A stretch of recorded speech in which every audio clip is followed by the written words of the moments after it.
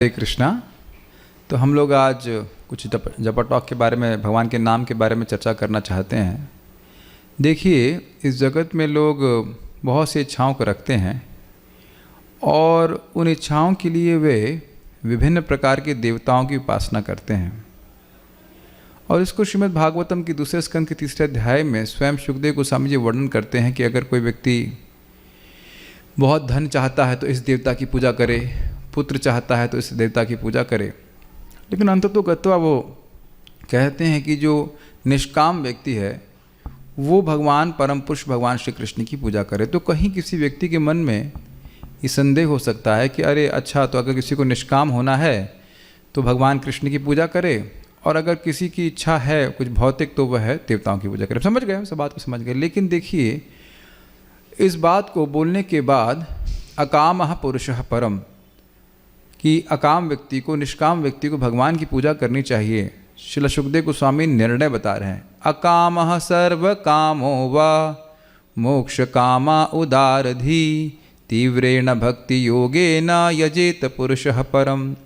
अकामः, जो व्यक्ति निष्काम होना चाहता है उसके हृदय से कोई भी कामना बचे नहीं, सारी प्रकार की कामना नष्ट हो जाएं, या इनके विपरीत में सर्व कामोवा, जिसका हृदय हर प्रकार की और किसी भी प्रकार की भौतिक इच्छा से भरा हुआ है, या मोक्ष कामा, जो व्यक्ति अपने संसार से दुख की निवृत्ति को चाहता है और अपने सुख की प्राप्ति करना चाहता है, वह भी आत्यांतिक रूप से चाहता है। तो उदार दी, अगर उनकी बुद्धि बहुत व्यापक है, उदार का मतलब बहुत व्यापक है, विस्तारित है, विस्तृत है, तो तीव्रेण भक्ति योगेना, वह तीव्र भक्ति के द्वारा यजेत पुरुषम परम, वह परम पुरुष भगवान श्री कृष्ण का यजन करेंगे। तो अब एक प्रश्न आएगा कि भाई ये तीव्र भक्ति क्या होती है।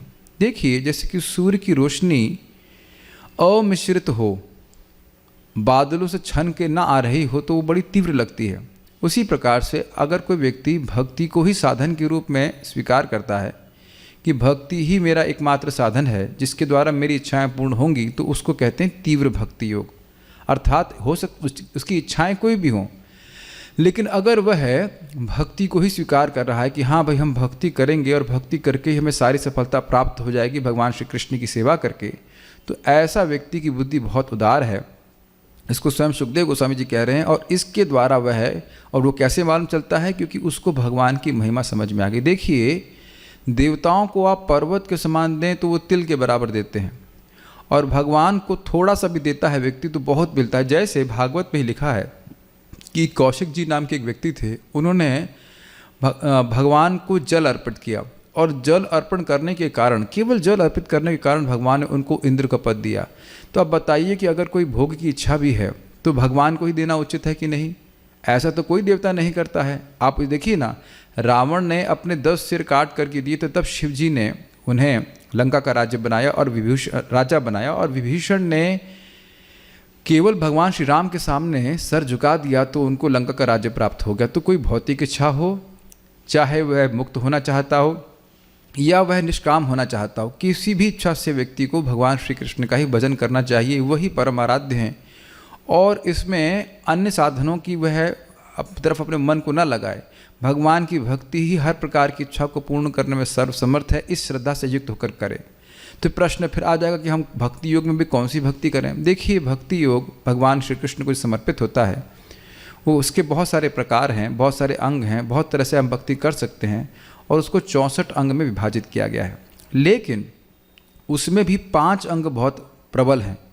एक है भक्तों का संग, नाम संकीर्तन, उसके बाद धामवास, श्री विग्रह की श्रद्धा से सेवन, और भागवत का श्रवण। इसमें भी श्रीमन चैतन्य महाप्रभु बड़ा स्पष्ट बताते हैं, तार मध्य सर्वश्रेष्ठ नाम संकीर्तन निरपराध नाम लैया पावे प्रेमधन। और उसमें भी सर्वश्रेष्ठ है भगवान के पवित्र नामों का उच्चारण करना।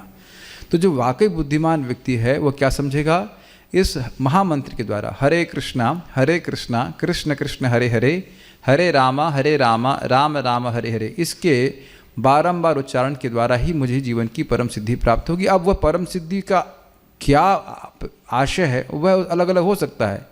निष्काम होना चाहता है या मोक्ष चाहता है, ये सारी कामनाएं उसकी हैं पूरी करना चाहता है, वो अलग अलग सिद्धियों की इच्छा हो सकती है। लेकिन ये बहुत अच्छी बात है उसकी बुद्धि में अगर आ गई है कि भगवान का नाम उच्चारण करके ही मुझे मेरी इच्छित सिद्धि प्राप्त होगी। तो जो बुद्धिमान व्यक्ति है, जो कोई भी इस बात को सुन रहे हैं, स्वयं सुखदेव गोस्वामी से हम लोग सुन रहे हैं, कैसी भी हमारी इच्छा हो, हमें भगवान का नाम उच्चारण करना चाहिए और भगवान के नाम के प्रभाव से, भगवान की कृपा से हमें सारी इच्छाएं पूर्ण होंगी और अंततोगत्वा हम भगवान के पास जाने में भी समर्थ हो पाएंगे। हरे कृष्णा।